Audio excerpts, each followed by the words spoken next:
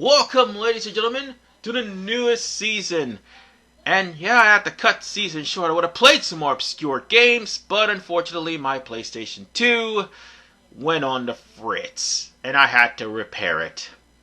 So, until that's done, I'm going to be playing this for the channel on Saturdays, and that is the Teenage Mutant Ninja Turtles Shredder's Revenge, the newest game that came out, and this game has been out since last year, but it just got a DLC, of which I didn't get. This is a love letter not only to the old school Ninja Turtles games, specifically Turtles in Time, and also all the NES games as well, but it also has Splinter and April O'Neil as playable characters, and Casey Jones, but you gotta beat the game first. And as for the DLC, I think it was Kairi and Usagi Yojimbo are now playable characters. I mean, that would be fun to play as them, but right now finances are a little tight, you know. Due to the fact that during the time of this recording, a tropical storm passed by and I was literally off for 3 days because of it. So yeah, finances are tight. But what I am going to do is play through a continuation, because the only way I'm going to actually show off Casey Jones is to go through the game that I've already beaten with Splinter. By the way, I love playing as Master Splinter, just saying. The range, speed, and power all depends on the characters. And April O'Neil has the fastest speed, but the most power goes to Master Splinter. And yeah, as you can wholeheartedly see, I've already went through 3/4 of the game, and I've already played as April O'Neil as a practice run, so I can record this. But, this right here is an homage to the Teenage Mutant Ninja Turtles arcade and Teenage Mutant Ninja Turtles 2. I said Toodles. I meant to say, Turtles 2 in the NES version. Because, yes, Channel 6 was actually set on fire by these guys and was attacked by the Foot. And in case you're wondering what that challenge was, yeah, that's what this game is about. They have challenges that you have to complete in order for you to level up your character even more. And you can also level them up from the amount of enemies you beat up. Yes, that includes bosses. Oh, and by the way, Vernon's here!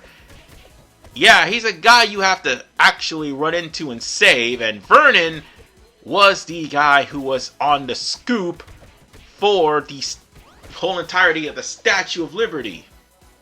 Unfortunately, everyone, the Statue of Liberty is going to be accosted again. I mean, that's literally what happened in Turtles in Time, or Hyperstone Heist, if you will, which is practically the same thing.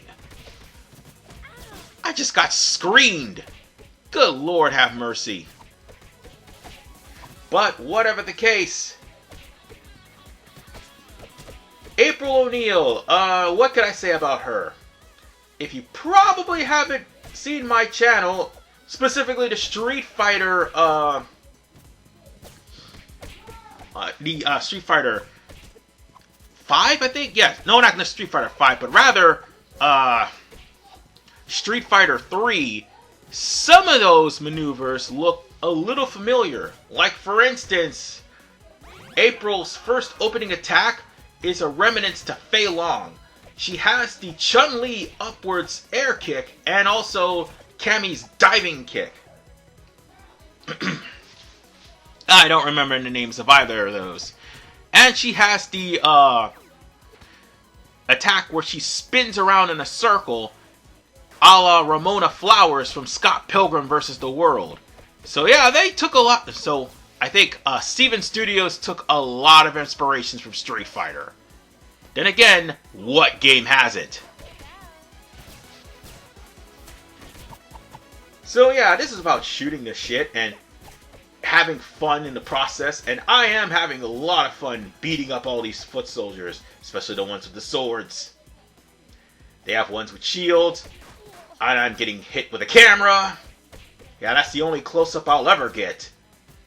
Okay, I'll stop with the puns. I swear I'll stop. So, with that said, as far as for April O'Neil is concerned, the fact that she's not captured this time around is a change of pace. However, there is a problem with that. She was the end goal for the Turtles because she was like the Turtles' friends, and at first she wasn't even like able to defend herself. She didn't even know what the hell was going on with all these mutants, but she was right there in the thick of it trying to get scoops.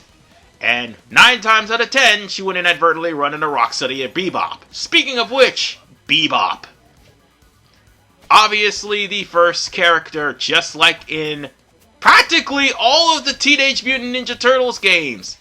Yeah, Bebop was in fact the first villain of the game. And just like with Bebop in all the original games, he just runs into the wall and shoots lasers. So yeah, he's not really that hard. But yeah, if you play this on a harder difficulty, this game will kick your ass. I mean, this is on a casual difficulty, really. And that's because of the fact that I was actually trying the game out for the first time, and needless to say, it's pretty damn fun. And it does get harder regardless of the difficulty, especially when you're trying to do the challenges. That's the part that gets difficult. And when you complete the challenges and get all the collectibles, you power up whatever character you have.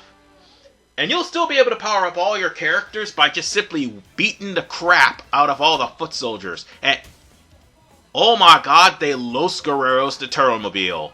Wow! They just Los Guerreros the Turtlemobile, man. They just took the wheels off. That is BS. So, with that said, let's just get up out of here. And, ooh, power! That's new to this game, by the way, in case you're wondering, super attacks. And they will have different types of super attacks. Like, eventually, April O'Neil will get a super attack where she drops a camera onto the opponent. And, folks... Oh, sorry, I had a little bit of indigestion. He got hit with a hydrant cap. Okay, I got hit with a sewer cap, so it's not really that funny. Anyway, and folks, when it comes down to these supers, everyone would tend to spam these supers everywhere. Oh, they just jacked another tire. That's hilarious. Oh, speaking of said diving maneuver, I just got it. And... yeah, as you'll probably see in later episodes as I play as the rest of the characters, they'll just be getting their maneuvers, with the exception of Splinter, who I beat the game with. Ah, God, get off me! I don't need anything else to be grabbing onto me. Seriously, especially those things. And I just got blown up. I got blown up. Seriously, I got blown up. That is hilarious. And sad at the same time. But it was a risk I was willing to take because that thing just kept on putting its hands on me and it didn't need to do so. And whenever those, I forgot the name of those damn things, but whenever they grabbed you, they basically drained your health. So I didn't want to have to deal with that. Friendly fire, folks! And that, I think that counts. Holy crap, I think that actually counts.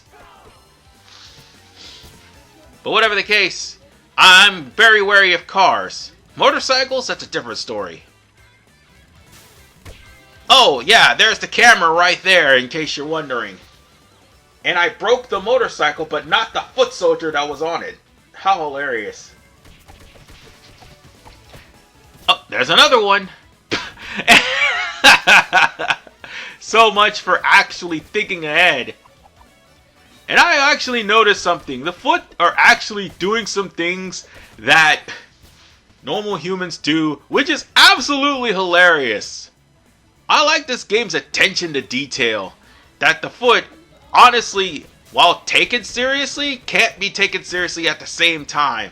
Especially when they're popping wheelies on motorcycles.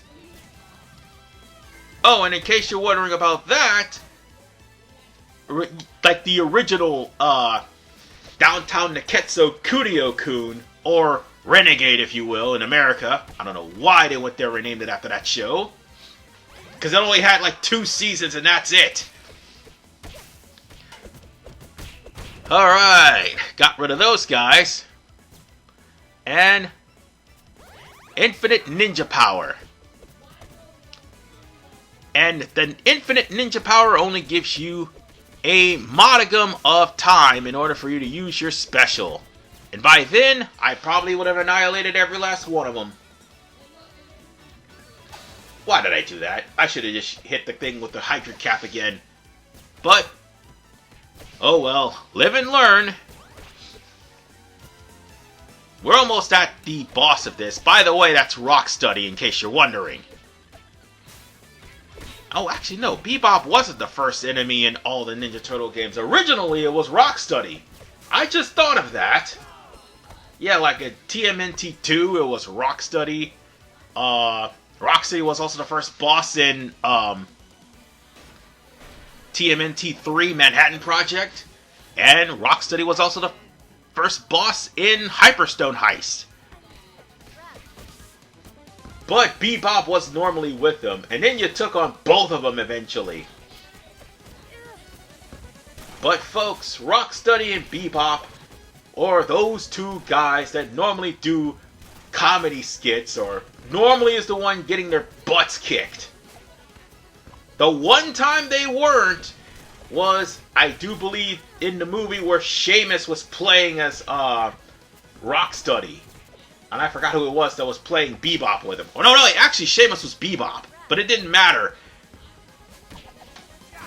When it came down to Rocksteady and Bebop, those guys were normally the butt monkeys of the show.